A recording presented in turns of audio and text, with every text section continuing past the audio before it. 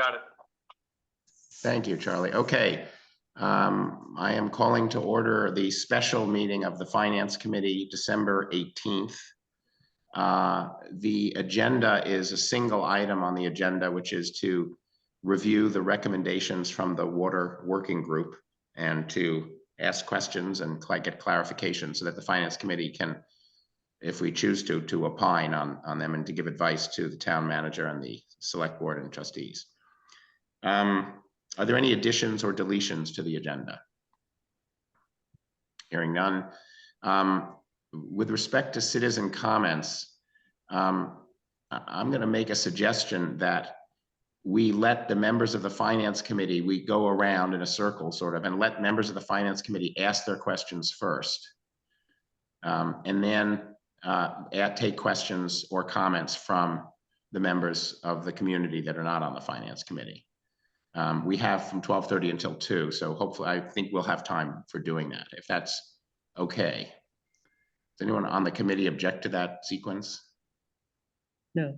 Okay. And Charlie, are there other people in the room? Or if there are, you might need to call on them. Okay. Or somebody, yeah. All right. So does someone on the Finance Committee want to go first? Don't all shout at once. All right. Well, all right, Jill, go ahead. Thank you.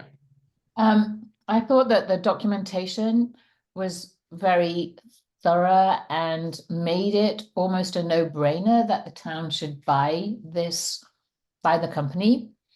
And so I'm all in favor of moving very quickly to how is it financed, so that the vote is shall the town buy this? Yes, no. And shall the town fund this by blah, blah, and get this done as soon as possible, because I'm really disturbed that no new houses are allowed. So there are 17 affordable units that are now being held up by this. So I think if the question, Jill, was to how to finance it, I think is the question, right? Move to that. Yes, so I would like to move to that. If everybody else is comfortable, I'd like to move on to that one. This is John. I think we rather than move on, let's just deal with that question now. But there may be, I have some questions about whether or not we should buy it. I'm in favor of it, but some clarifications to do due diligence. But I have no problem talking about the financing. No, I think we should. I think we should do whether or not to buy it first. That's a separate question. Let's deal with that. If anybody has questions about that, let's get those answered. Okay. All right. Well, I'll start with maybe I'm still looking. Sorry, I didn't expect to have a power failure. So I'll just start with my first. Well, sorry, is there anyone else who wants to go? I can't see everybody. Well, all right, I'll ask my first question. It's about the fire. It's about fire hydrants. My understanding is that we have only rough cost estimates for the capital that's required to complete the project, to upgrade the system. That it's about $10 million is the estimate. Of that, $8 million is needed to implement state-required fire hydrant system upgrades to give us the proper fire hydrant system. And so the question is, what happens, because there are many places in Vermont that don't have fire hydrants, and what if we didn't? Is there something is there some option other than upgrading all of the fire hydrants or upgrading any of the fire hydrants? And what are the financial and non-financial implications if we did that? Well, we didn't consider, as the Woodstock Working Group, just by way of introduction, we had 7 members of the Woodstock Working Group. We started meeting in, I think, October, and then really had intensive meetings every week. We met with a professional engineer that delivered the report that said the Woodstock needed to make these improvements to the system. And they went through a fairly detailed cost estimation process to come up with what it would cost for the 3 different options, large options required to meet the fire hydrant requirement, or the requirement of water pressure and volume to meet state requirements at the fire hydrants. It's also that in order to meet the requirements for a water supply in the event of a fire that would draw down the pressure in order to maintain that existing pressure to people's connections, to residential connections. So it's not just between the two. So a private investor could buy the Woodstock Aqueduct Company and decide to close off all the fire hydrants. That's very true from an investment standpoint. They could do that and then get a good financial return on just the operations of the water company. So the question is, what value does the fire hydrant system have to the community? And from a public safety standpoint, I would find it hard to argue in favor of trying to eliminate the fire hydrants. So certainly for fire protection and the protection of our community, you'd want that fire protection. So if not the private water company, if somebody came in and bought the water company, said, you know what, we're going to disconnect all the fire hydrants, then the town would be back in the position of saying, let's put in some fire hydrants. So then you'd have actually double the cost. So I don't think it's, there are very few communities the size of Woodstock with a compact development structure that do not have fire. I don't know of any that don't have a public fire hydrant system.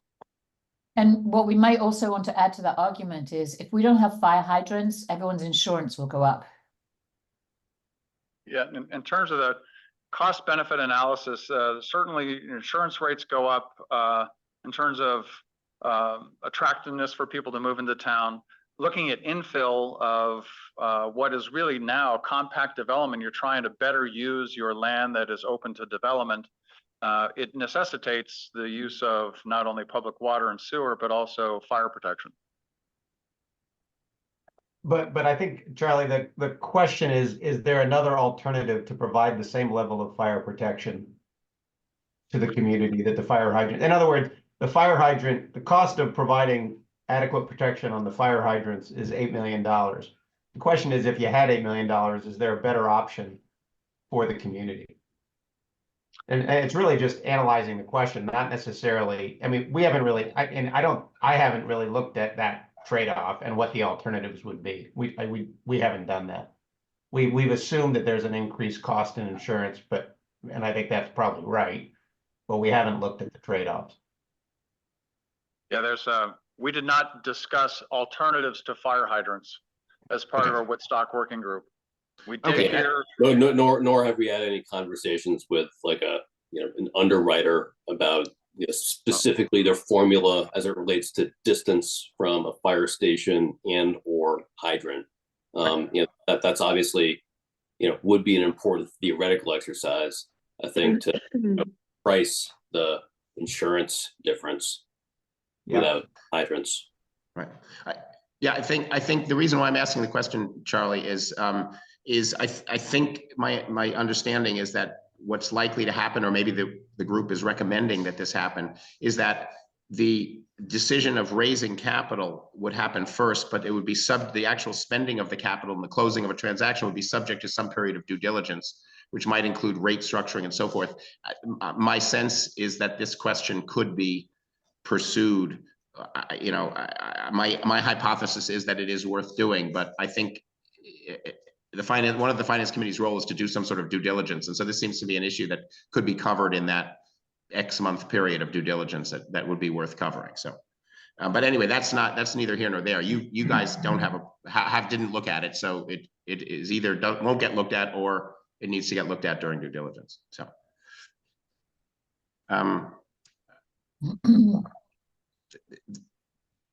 I have a couple of other questions about, I guess one of my questions is it correct that what either you're envisioning or you're proposing is a sort of a two-step process? One is to vote on whether to make the acquisition in principle and to borrow up to X in order to do it. And secondly, then a period of due diligence to make sure that the assumptions and the analyses and so forth are correct and so forth. Or are you proposing some other, or is that not something that the committee looked at? What we have recommended to the select board is that the select board put it on the ballot in terms of funding an acquisition of the Woodstock Aqueduct Company. Certainly it would be up to the select board to negotiate a price and the terms of that purchase. So what we've proposed is what we think is a preliminary price, and that's $1 million. and knowing that $800,000 would have to be spent in the first year in order to replace the pump and the well out on Route 12. But I must say, as a segue, as a little side note, on Thursday of last week, the municipal manager and myself met with the Vermont Economic Progress Council and got a unanimous support for a 20% grant equal to the purchase price and that $800,000 to be used for those purposes. So that's a $360,000 grant that we are able to obtain, and that is funding that would not be available to a private investor. Just to throw that out, that's a fairly recent development, and that's, I think, shows that a municipal ownership would be much better than private ownership, because that was not available to the Woodstock Aqueduct Company. So in terms of the due diligence, yes, and my phone call to the town manager today at Wilmington was interrupted by the fact that he had to go tend to some flooding issues. But there is some due diligence. What Arlington did back in 2015 is they went to the town voters and got an authorization to spend up to $4 million for the acquisition of the water company. It was also a private water company, plus the cost of improvements. So as to bond up to $4 million. That did pass. They did acquire the company. It was smaller than the Woodstock Aqueduct Company. But then in the years afterwards, they kept that one employee and they made improvements to the system. Plus the acquisition cost at that point was $1.6 million of that $4 million. We don't really have the exact answer as to how long it would take for the due diligence to occur, for the inspection of the different assets that would be purchased, inspection of their books of the Woodstock Aqueduct Company, which would be really important, inspection of the customer records. So all of those things that would be natural in an acquisition would have to be natural to this. You're Are you muted. muted, John? Can I ask just a interruption question? So back to Jill's comment concerning the acquisition, yay or nay. Yes, I have an opinion, but more importantly, I think everyone needs to understand that if a non-municipality buys the water company and are permitted a return on their investment, it actually incentivizes them to put more CapEx in, spend more money so that their return on invested dollars goes up. Now, I just want to be sure everyone understands that if the town controls their destiny by owning the water company, it eliminates, I believe, shock risk. And correct me if I'm wrong, Charlie, but the way I did the math is if they put $4 million of hard capital in, half of one of the projected numbers, the rate that they were permitted to charge for water users in the community would be about 8x of what it's currently going to be. I'm not sure if 8x, I think I would defer to Stuart on the calculations, because Stuart, am I right on that? I think that's somewhat high. But we can go through the numbers. I mean, it's substantially higher than it would be under municipal ownership, simply because the way the state sets the rates, they allow the equity to get a 9% after-tax return, as well as paying whatever operating costs a private entity were to have, plus the interest costs, excuse me, plus depreciation. So when you add all that up, it's a substantially higher rate base than would be the case under municipal ownership. The calculations I did showed it was about 4 times as high as it would be under municipal ownership. But the reason for the differential, Tom, I think is in part because there's a savings to the, if Woodstock takes over the aqueduct company, there are certain expenses that get eliminated, the management costs, et cetera, because those get absorbed into the existing business. And so that money is available to pay debt service. So that's the difference between the 4 and the 8 times. Got it. I just want to say, I know Kareem is a member of the finance committee. Roger, you may have come on later. I'm letting the finance committee ask questions first, and then we'll go to members of the community. So you keep your hand up, but I'm just not going to call on you for a few minutes. So I have one last question. It's my understanding, I've heard two conflicting accounts of the Woodstock Aqueduct Company situation. One is that they have no more debt capacity and cannot borrow to make these improvements. And the other is that they are in the process of, they're hoping to submit a rate increase in order to start collecting money to make these improvements. So really my question are there two options? Sell it to the municipality or sell it to a private investor, or are there three in which the water company is the private investor and stays as the private investor? I'm not sure how important it is, but I'm just curious, just a short answer on that, or do we not know? Well, both are actually true. The Woodstock Aqueduct Company has to assume that it has to make the improvements necessary if it can't sell to either the town or a private investor. Okay. So it has to protect its interests and say, we're being required by the state to make all these improvements. We don't have the cash. So they're preparing a rate increase application for the Public Utilities Commission. So the Public Utilities Commission right now will not allow a private utility to borrow in advance of an expense that they incur for capital improvement. So they would have to make an exception for the Woodstock Aqueduct Company to do this. A municipality can develop a reserve fund or a sinking fund for future capital improvements. So both of those things are true. So they're asking for a rate increase to help to do that.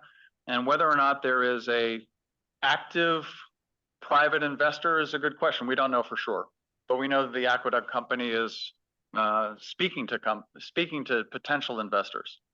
So all those things are true.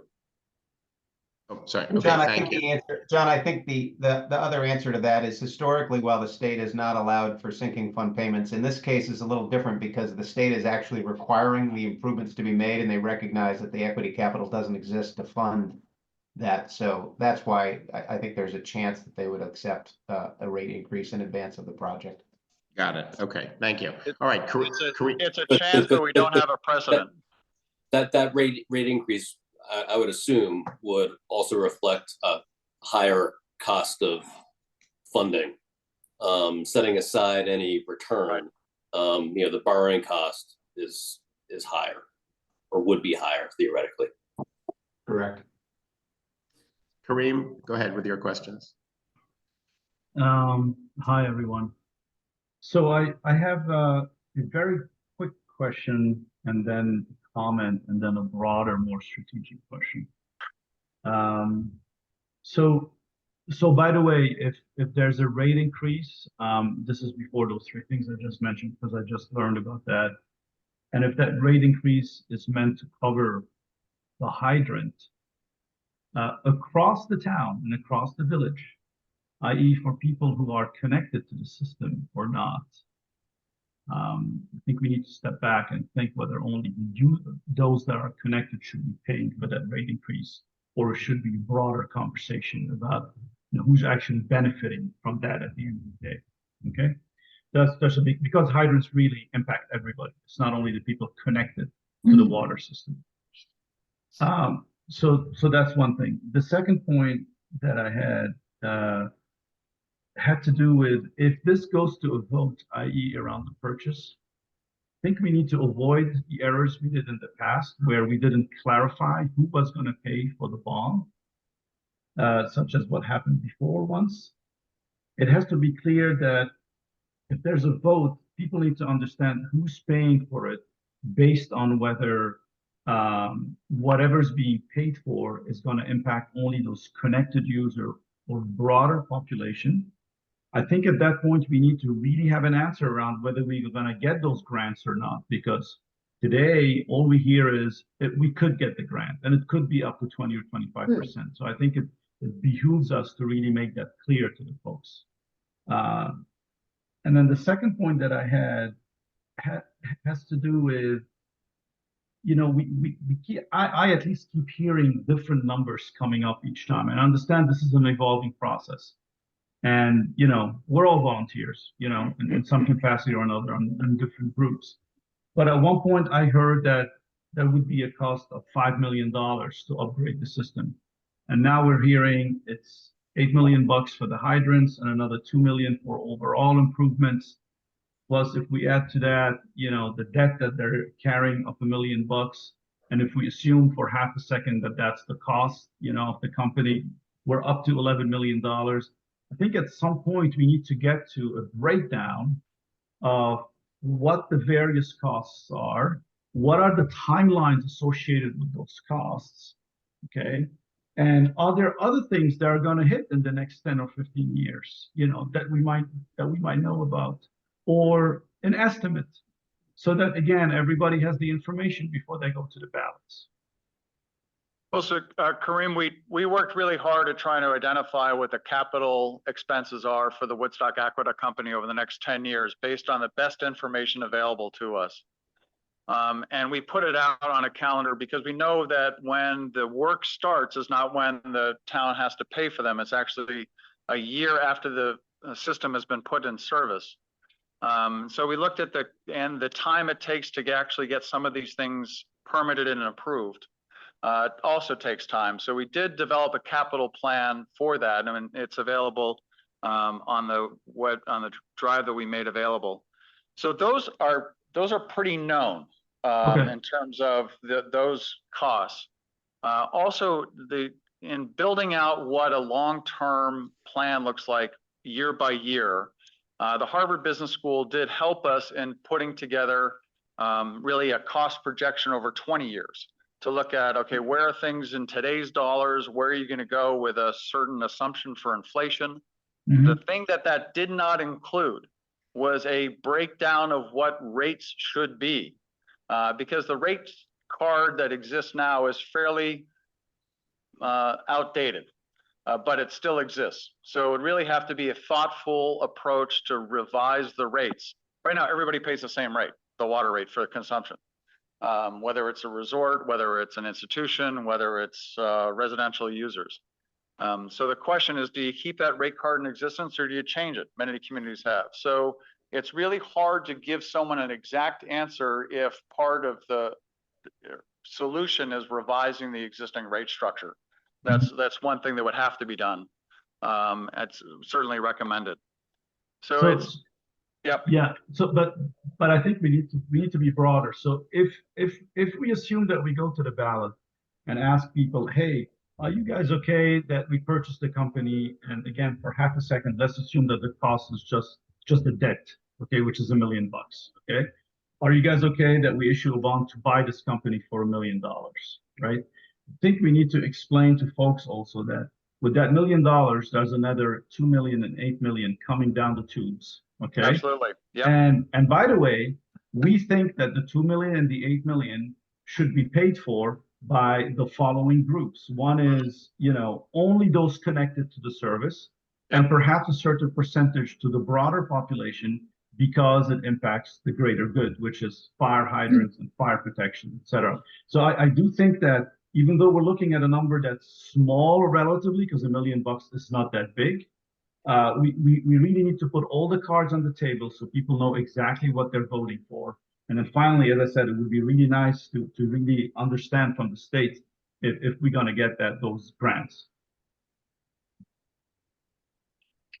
I thought you said the grants were assured today. We only have one grant that we've gotten word that it was unanimously recommended by the Vermont Economic Progress Council. That's the only grant that we know right now, but we know of other communities. Is that almost a yes then, if it's unanimously recommended? Pretty close. Yeah, we'll know in a couple of weeks if this actually coming through. Yeah. I think the implication, and then I'm going to call on Tom McCoy or Eleanor Tom Phillips. I think the implication of Kareem's point, if you agree with it, I do. I think is the question of when this should be put onto the ballot, because I think that there are 3 things, it sounded like, Charlie, and Kareem, that would be really valuable to know and might, in the absence of knowing, might cause us to not approve the bond, not because we're opposed to it, because we didn't know. of the three things you're saying, Charlie, that we know one of them, which is what are the costs of improvements and roughly when would they need to occur? We know that. I mean, we know it roughly. Real people have worked on that project, you guys and the engineers. The second is looking at the concept of the rate structure. Do we want to, by that, I assume you mean, do we want to incentivize people to use less water? Do we want to charge commercial properties more than residential? Or do we want to have time of use? Whatever the decisions would need to be made. And third, and maybe, there's four things. Third is who do we think, which of the segments that Kareem laid out should pay? And then the fourth is the availability of grants. And my instinct is that those are, again, in a due diligence process, are very doable. But it's not that, your group, I think, accomplished a tremendous amount in a short period of time.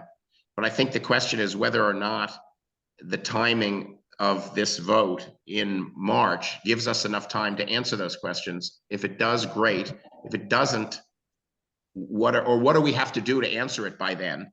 Or if it doesn't, what are the implications, or what are the risks that Kareem was talking about? How do you guys feel about that?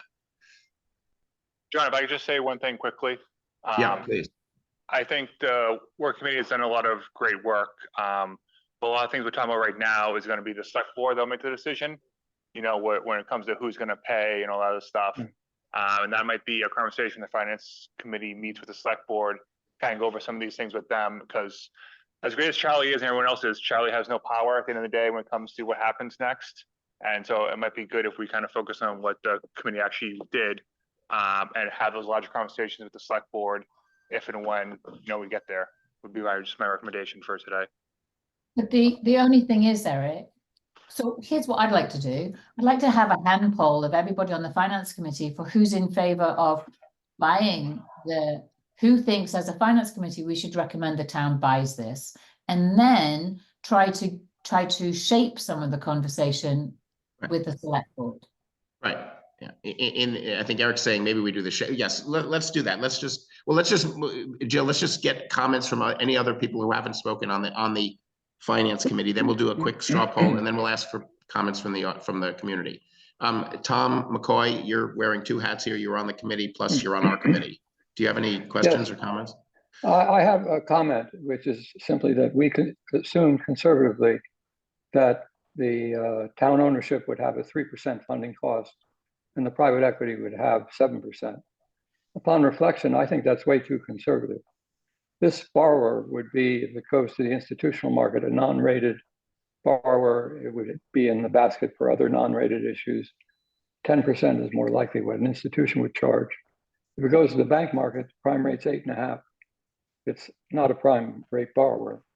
So I think the cost for the private entity is closer to 10% than it is to 7%. That's just the observation I would give. The other point I would make is that I think I don't know if I should use the word dangerous, but I think we have roughly 10 million in total costs. I think when we go to the voters, we should be not only transparent, but ask for their approval of that over time. Because it doesn't make a lot of sense to get approval for $1 million or $2 million and then find you're hung out to dry by a grassroots campaign that, however ill-informed, may be effective. All right, thank you. That's useful, very useful. All right, let me just ask Ellen, do you have any questions or comments? Well, I did have a question. The purchase price, why would we pay them anything? I mean, we would pay off their debts and then we have to shell out $10 million. So do they have any other purchasers? They want to get out from under this debt. Well, it's a reasonable question, and one which we've heard before. So are you getting $1 million worth of assets for the purchase? Exactly. And you are. If you look at the value of how the town has assessed the properties that would be included in that, it exceeds $1 million. And certainly the cost of replacing the system would be substantially more. So the debts were incurred to improve the system. Most recently in 2017, the West Loop was added with water coming over across the Ottaquechee by the high school to provide enough water pressure for that side of town, including the mobile home park and also College Hill in that area of town, as a way to try to address the state's concerns in part about not enough water pressure. It didn't satisfy the state's concern all the way. Also, that debt was incurred to put solar array at the Route 12 to provide power for the pump system that pumps water right from there, and also for other equipment. So it was all done with the purpose of not to fund losses, but to fund capital improvements at the time.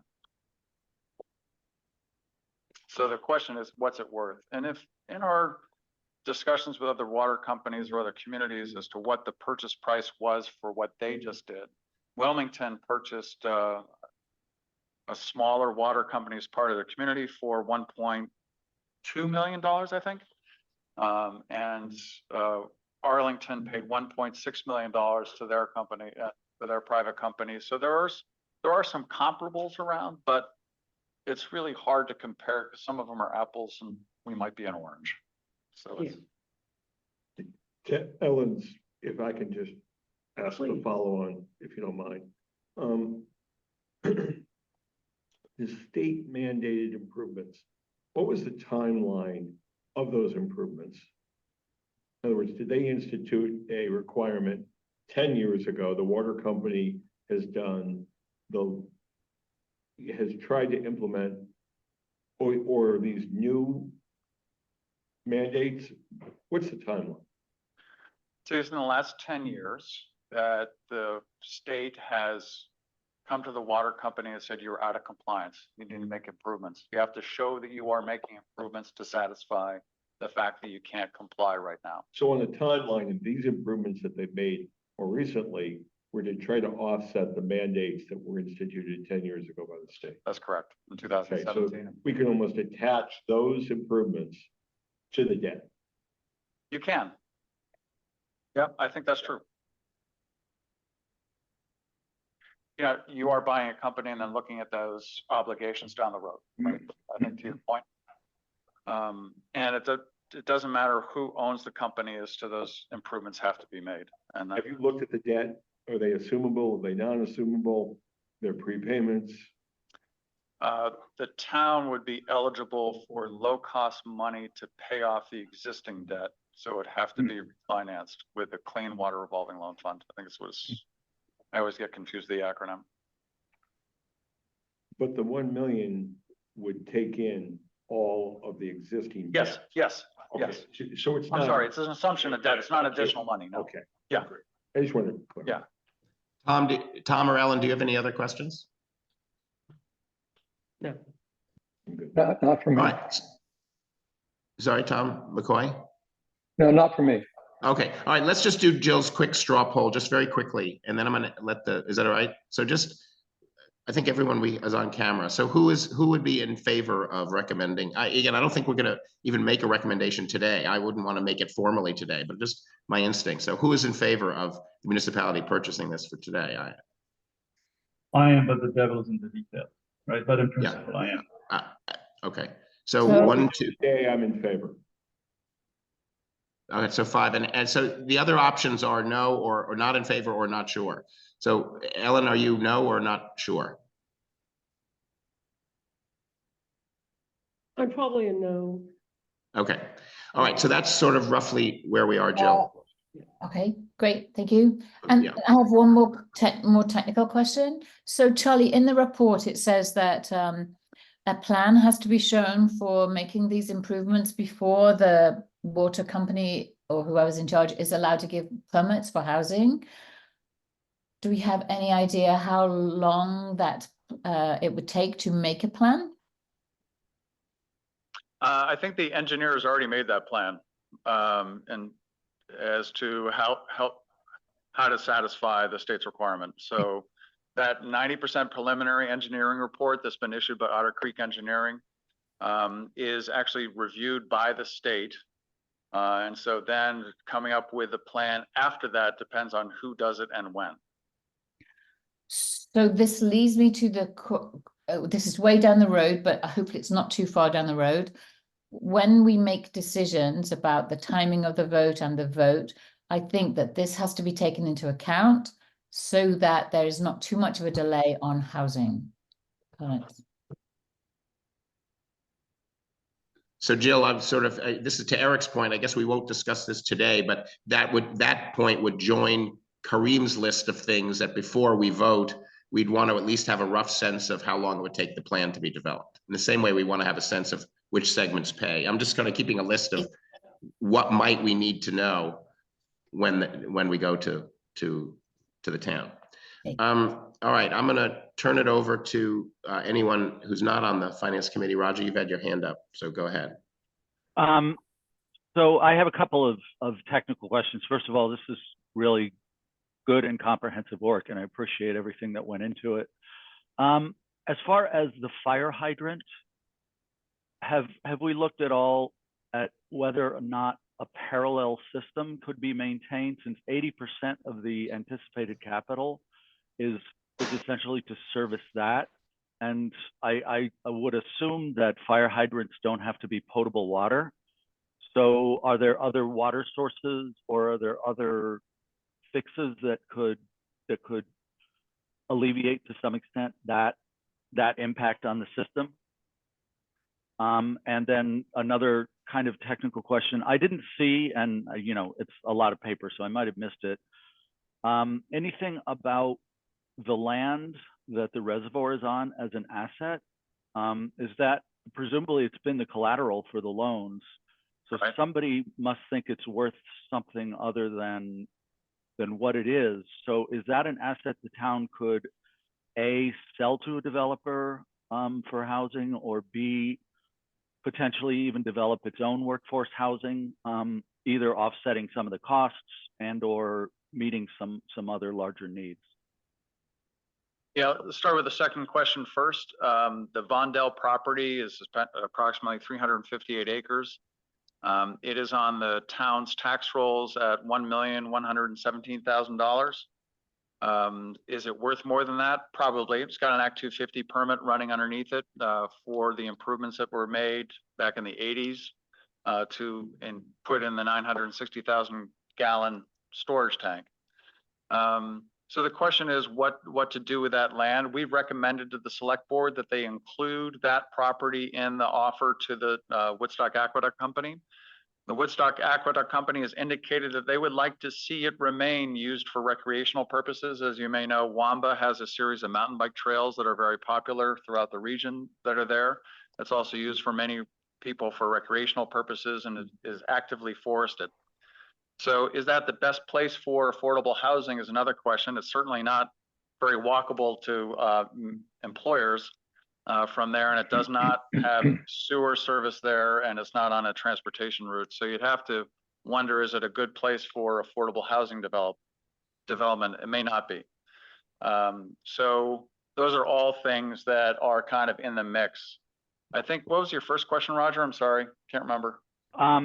Just whether or not there has been a technical look at whether there could be a different approach to the fire hydrants.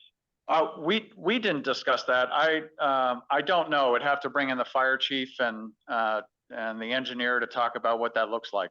On the August 31st meeting, we had a public meeting that the Woodstock Aqueduct Company presented kind of where it was with things. And at that meeting, former Chief Sutherland, yeah, one of those, Butch, was talking about the contingencies they make in order to collect water either from dry fire hydrants or from other sources in the case of in the event of a large fire. He did not talk about a parallel system at that point in time, so no idea. Okay, thanks. Tom Weschler, go ahead. My question is with the infrastructure, the pipe infrastructure. Reading page 16 of Otter Creek, the main distribution system is over 100 years old.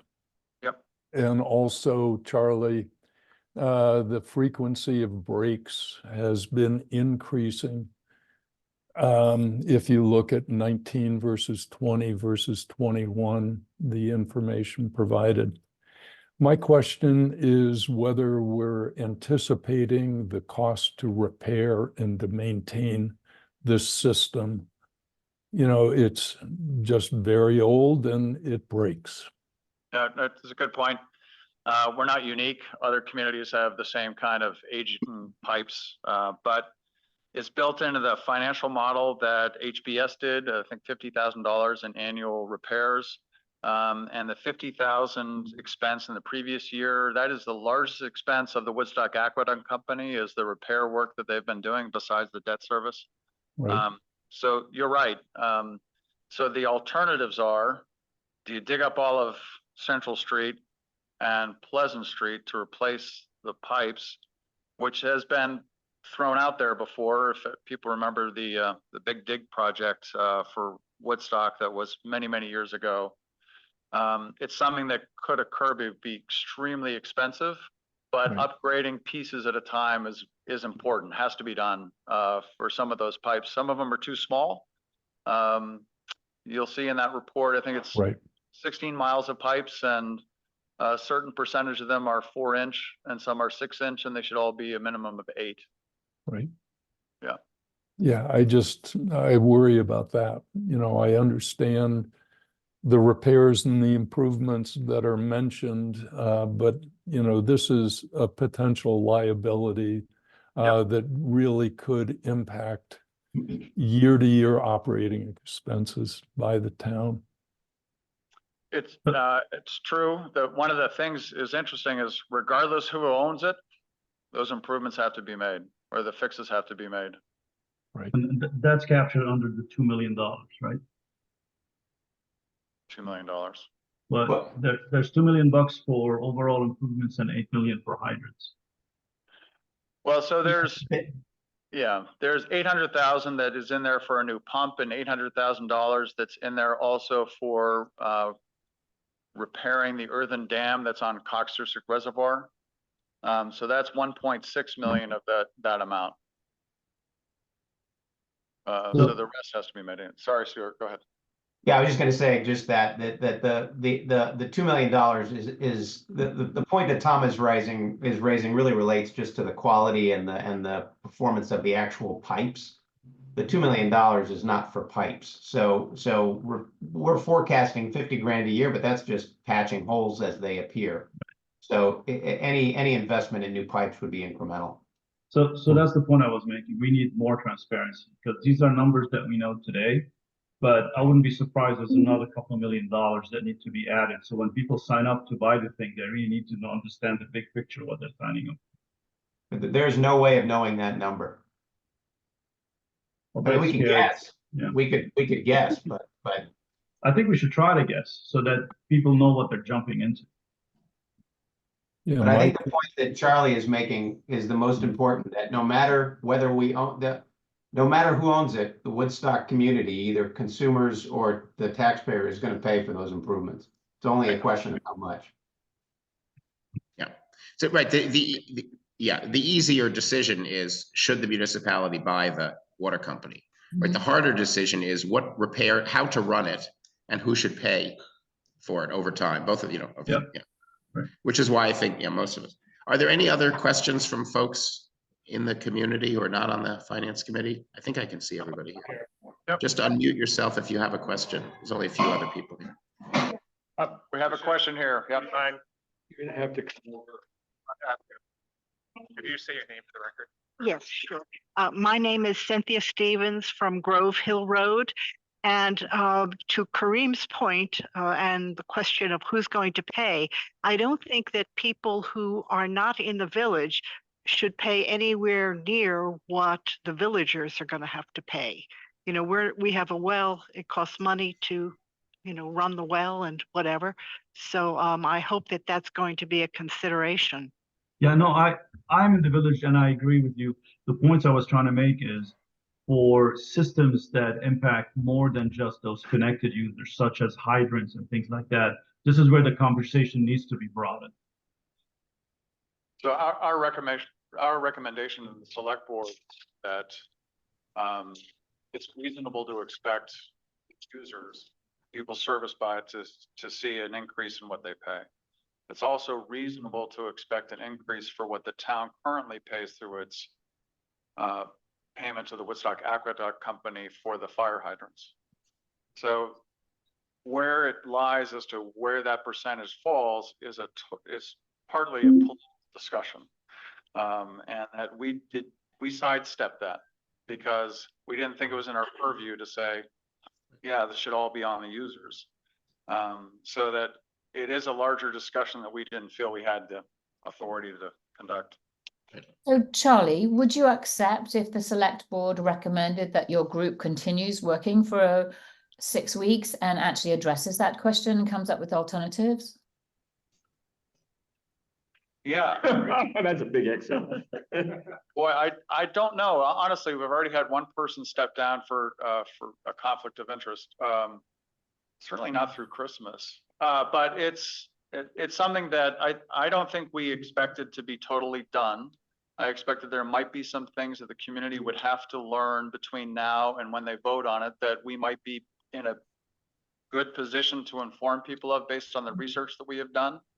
The question of who pays really, I think, does come to the select board. If they ask us for that same recommendation, that might be something we have to look at.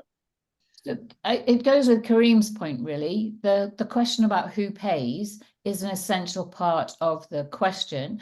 We still haven't got a plan for who pays for the select board, for the sewer, the wastewater treatment plant. And so if you don't accept this, it means that a new group has to be formed because the select board won't decide by themselves. And then we're just seeing time go by.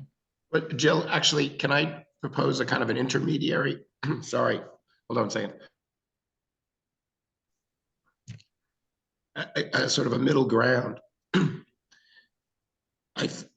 sorry, but I think that we're not that far away. We, the Finance Committee, are not that far away from the long promised financial model. Stuart and the HBS team have built kind of contiguous models, and Stuart is aware of the kinds of questions that either we or the water company group or the select board would want to answer. Basically, here are 7 different ways in which we could divide up the costs. Here's what the impact would be. And so I think that as a finance committee, we should commit now to getting that model built in exactly that way and making it available to Eric, the select board, and the trustees. And I think then I think they would be in a position before the bond vote. I think we could do this before the bond vote because we're not making decisions, we're just setting up scenarios. Then they would then be in a position to say, we feel comfortable with this model. We think option 1 is the best, and we're prepared to recommend that to the town vote.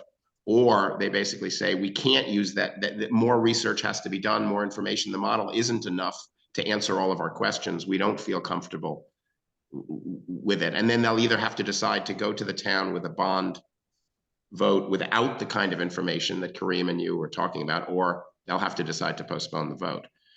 I personally would be uncomfortable recommending that we buy the water company without, well, I'm not sure how I would feel. It might affect me not being able to know that. The point basically is we're going to have to buy it because the only choice is, do we pay more or less, we collectively. So anyway, my point is that I think that then a next step before we advocate for a group to study something is let's get the model built. I think we can do it really over the next 2 or 3 weeks. Stuart, if your use of it and so forth. I've got a model that's just about built. We have the HBS analysis as well. I'm only building a model because I'm not comfortable enough with changing whole scale assumption changes on the HBS model just because I didn't build it and I'm just afraid, but I'm going to mimic it. I don't think the mathematical calculation of the pricing options are very complicated. It's really a political. It's who pays. So can I suggest, can I request that this question about the fire hydrant system is investigated? Because it's all very well for Ellen, are you a water user? I'm assuming not. No, Right. I'm not. So I think that an argument that may need to be built is, what is the cost to the town of not having fire hydrants? Because the insurance on every municipally owned building will go up. And that could counterbalance the arguments of not buying it. I think there are a lot of people in the greater township that don't have a fire hydrant. And so Right. it's not So the impact It's of not the, just gonna be an easy buy-in. Well, why do we have to pay for everybody in town? right. Well, But because the argument is, Ellen, it's not about a house price, it's about the price of the municipally owned properties. Well, it's an interesting discussion whenever you're talking about fire protection as to who pays, because the town does have to make investments in equipment to help service places that are outside of the service area of the Woodstock Aqueduct Company. So it could be a truck, it could be those dry hydrants that are put in. So there are a lot of other expenses that go into it. So the cost of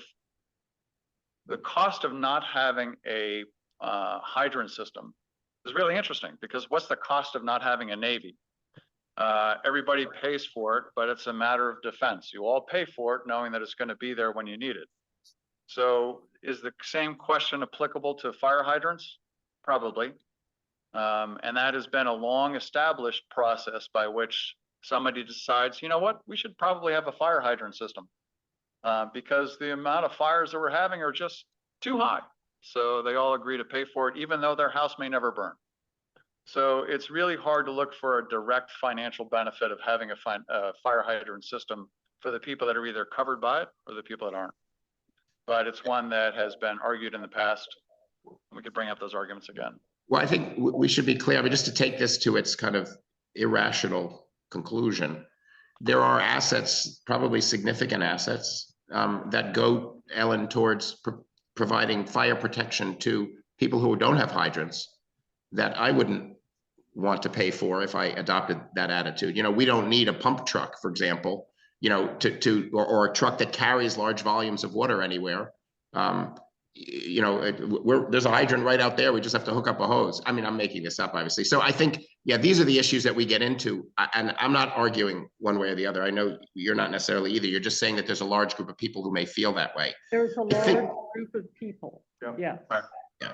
No, I understand. I think from a process point of view, though, are we comfortable as a finance committee? Really, remember that this is new for all of us. We're making up our role as we go along with input from lots of people. As a next step, if we have a model at our next meeting, which I'm proposing is January 8th, I think I could commit to that because I know how far along HBS is and I know how far along Stewart is. I think we could commit to it at an absolute minimum, having a model of the water company acquisition, which looked at different pricing and rates and scenarios. And we could then make that our recommendation to the select board. It says, here are the scenarios we ran. If we want to, we could say, this is what we think is most reasonable, or the 2 or 3 that are most reasonable. But we've given you the model if you'd like to play, you know, if you'd like to think about other assumptions. That's how I think we can immediately help the boards make the decision about who pays. I think the timing is a little bit strange, John. So we take till January the 8th and then you give the select board 10 days.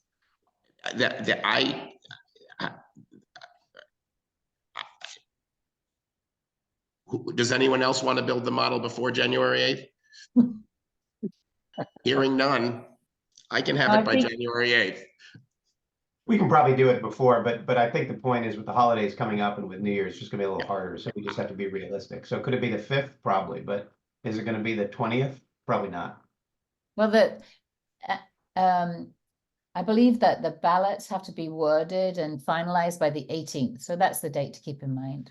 Well, it's also possible, Jill, that you know, again, I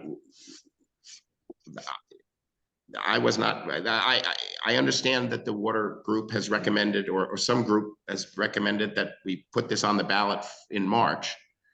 That creates this problem. There may be very good reasons for this, and this problem may be small compared to the other reasons. But John, I would caution that to go with those assumptions, because I've tried to go through this a few times and try to figure out, well, if you just increase the rates by X amount, what does that mean for the average homeowner? But in looking at the actual usage of water, the number of accounts and who pays, there is great disparity within that number. And that you really have to take a thoughtful approach to what you want to accomplish with a rate structure. It would make sense that the consumers of categories, hospitality is at 32% of the water consumed. But yet they are paying only 18% of the fees. So does that make sense? Probably not. So there could be some adjustment and some funds that are found in that rate structure itself, that while you're going to come up with some assumptions, I think you cannot just assume the existing rate structure stays in place. I agree. I could not agree more, Charlie, which is why I'm confused as to why someone, I don't know who, it isn't me, is advocating that this go onto the ballot in March, and therefore that we have these, either that we have these answers by January 18th, or that we put them on the ballot without having the answers. It seems to me. Yeah, it gets even more complicated. I don't understand that. Because hospitality is restaurants and it's hotels. And Yep. I can tell you that my 9-room B&B is closer to a residential home because I'm not occupied 100% of the time than, for example, the Woodstock Inn Resort. So we also have to be careful not to throw those percentages, at such high level. I wonder if there's another way to look at this. So I came in thinking we need to vote on this as soon as possible. Yes. But now I'm hearing all of the different arguments and I'm thinking, no, we have to have a full package, but we've got to do this as fast as possible because we're just sabotaging ourselves. So I understand it's not very easy to do all of this. We're not constrained to the March ballot, are we? We could have a meeting anytime we want. Just, Jill, Ray's over here and acknowledge that we're not confirmed, or we're not restricted to the March ballot. Another public meeting or during the ballot. Right, George? I mean, anytime you can call special town meeting, Yeah, the reason why we were trying to accelerate it for March consideration is one is there's usually a better turnout at a March town meeting. So you get a broader cross section of people coming to the meeting. A second is that time is moving quickly. And so the Woodstock Aqueduct Company isn't able to make the improvements necessary for the developments that are really under consideration now, whether it's Mellish Wood or redevelopment of the East End. And we know about other housing units that have been denied. So it was really just trying to move it forward, and that there will be some unknowables even at the time of a vote. So it's to what degree you're comfortable with some things not being totally known. I think that was what we were trying to move forward with. And it could be that you enter into an agreement to buy the company, but it's not until X number of things get decided. So it's, anyway. John, can I say something to that question? Sure, go ahead, Roger. Yeah. From a citizen standpoint, I think you would be extraordinarily ill-advised to try and put this package together for March. I just don't see how you can have the necessary answers or even the necessary possible alternatives in place. And I just think it would be, whether I'm for this or against it, I think it would be essentially sabotaging the conversation about it unnecessarily. And if it has to be voted on in another meeting, it has to be voted on in another meeting or another ballot. And I don't know, I don't know if Eric is still there, but my understanding is virtually everything has to go to the floor for this year's annual meeting because of some law that was recently discovered. That's correct, Roger, yeah. So that would mean that this would be voted on by a very small subset of people who are at that March meeting, because it's going to be, last year it was 78. It's probably going to be more this year if there's not an apocalyptic snowstorm, but it's a very small number of people to making a decision of this nature. Charlie, yeah, I think Charlie, your argument, is very valid about why trying to do it in March. Maybe we're one meeting premature in making this decision. What if we were, Jill, our meeting is scheduled on January 1st. I've proposed for it to be January 8th, so that we're not meeting on New Year's Day. What if we were to to talk about not just the substance of the model and the scenarios, but also our recommendation for how much uncertainty there is left. I mean, of course, there's going to be uncertainty. I think if we laid out those different scenarios, we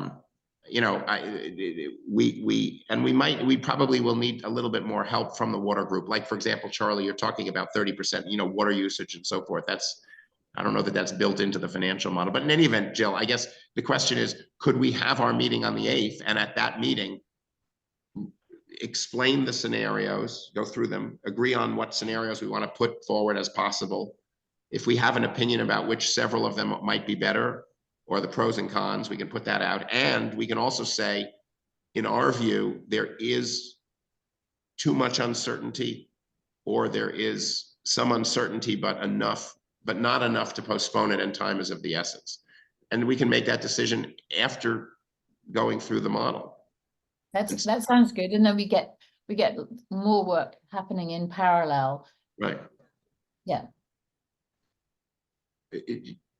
Charlie, one thing that I think is the most sensitive unknown, even though is these ideas, the ideas that you've had and the analysis that you had about the adjustments that might be the rational adjustments to what it sounds like is a somewhat irrational rate structure. And if the water company could even just privately provide that so that we could model it, that would be helpful. Like, we have all I anticipate having are financial statements as opposed to the kind of data that you were talking about. So if there are specific, you don't have to go down them now, but like the 30% versus the 18%, if there are 5 or 6 things that you saw that make no sense and could be more rationally realigned, if you could let us know that before our meeting on the 8th, then we could build that into the model. And Yeah, sure. I'd like to work on that with you if you need any more help. Sure. I mean, we've got the data done. I mean, we spent a lot of time combing through some old reports in order to get that. Stuart and I both did that in order to come up with some figures you can use for percentage breakdown.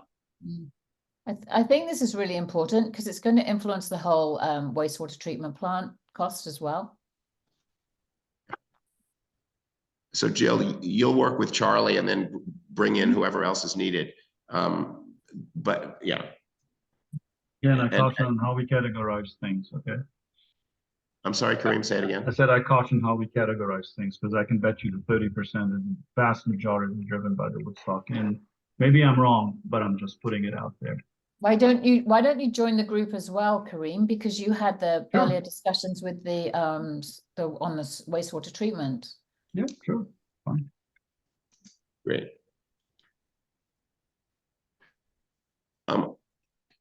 Can I just go back to due diligence for 1 minute on that? And I think I'll direct this question maybe more at Stuart. I'm not sure who to direct it to. Maybe any of you on the water group. How comfortable are we about the cost saving assumptions in terms of managing the new entity? I know that some of the positions might be duplicative, but it is work to do it. And, I hope, have we accounted for some increase in capacity or some transferring of employees, or is the cost savings that we're going to operationally expect or model, are those truly things that we feel comfortable will really be eliminated or reduced? Well, what I would, Charlie, I'll take a shot at it and then you can jump in. The bulk of the savings that are taking place are really related to ownership costs. They're not operating costs. So, it doesn't sway the decision. Well, it's the costs of the management that the Gyra and his management team are putting in. They would not go with the company, so that is removed. There are some other costs. Eric has spent time thinking about how it would be managed. I think at this point, we're fairly comfortable in the cost assumptions that we have, but, you know, another set of eyes to go through that, I think would always be helpful. No, I guess maybe Eric is the person, and like, it's basically Eric should say at some point before the 8th, yes, I'm comfortable. I think that if I'm given that budget, you know, I can run it effectively. If you've already said that, Eric, then there's no need for another set of eyes, or if you haven't, then it would be great at some point for you to do that. Yeah, I haven't. Our discussions thus far have been trying to look at what other communities do with their size of their staff when it comes to water and sewer. Right now, we have 3 employees, full-time employees in our wastewater plant. Talking to local other communities, they have 3 employees for the water and sewer. Talking to our staff in sewer, they were confident they could do both jobs. One of the hangups is you need a license from the state to operate a water company. You cannot get that for a year, so we would have to take on one of their employees at least for a year as our employees go through the program to get licensed. So that's one thing we have to consider. The other thing that we'd have to consider as well when it comes to cost is our wastewater plant employees are in a union. An argument could be made that this is beyond their job description or a new job description, which could cause the contract to be reopened and renegotiated as well if they're doing new and different work. But it sounds like you've given it some thought anyway. I mean, yeah. Yeah, it's come up in the working group, so we talked a little bit about it. Okay, are there any other questions for the working group? So John, before you go, I'm wondering, Alex is still here from the working group. I don't know if you wanted to, if there was anything that came up, Alex, that you were thinking of? No, Charlie, I don't have a necessary. I think lots of good points made, especially on process and synthesizing, you know, like a full answer. But I mean, I'm also happy to continue, you know, working on some of those questions and data around usage, given the benchmarking work that I've worked on.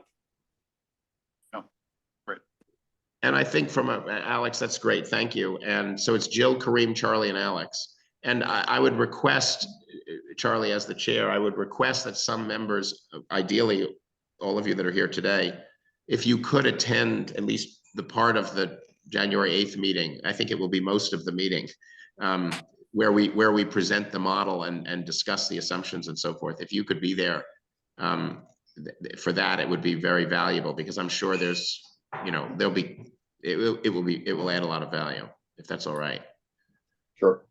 It's this same time, January 8th, 12:30 to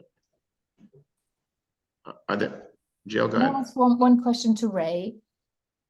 There are 2 select board meetings, one tonight and one tomorrow. When is this going to be discussed by the select board? Jill, I can answer that. The original timeline was that the working group was going to present to the select board their findings. They paused that, so this conversation could happen first. So after that, I think we'll probably have a special meeting where the water working group will present to the select board their findings. That's what we kind of. Yeah, it's just a question of when. Yeah, when, yeah. So then I ask the question, when? If we're all working for January the 8th, when is the select board going to meet? We can talk tonight about a time that would work for the working group and the select board. Okay.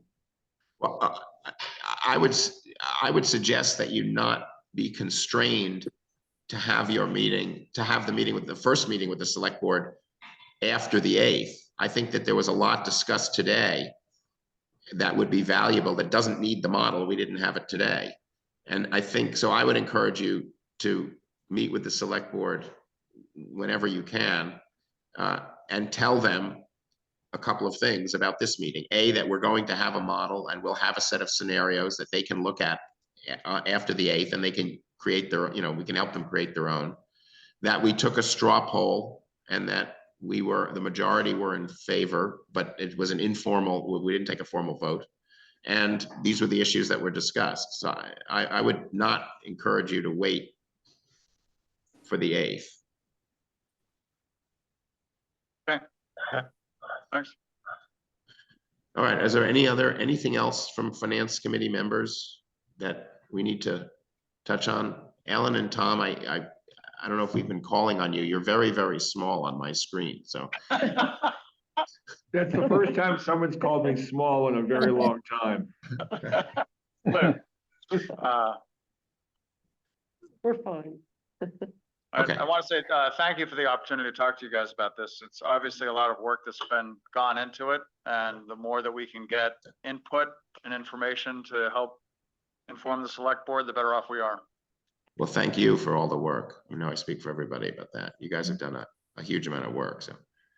Okay, could we have good, there's only one motion in this meeting to adjourn, so I don't have to write my minutes will be very short. I'll make a motion to adjourn. And I second that. All right, there's no discussion of the adjournment. All in favor? Aye. Any opposed? All right, we are adjourned. Thank you, everybody. Thanks. Bye-bye.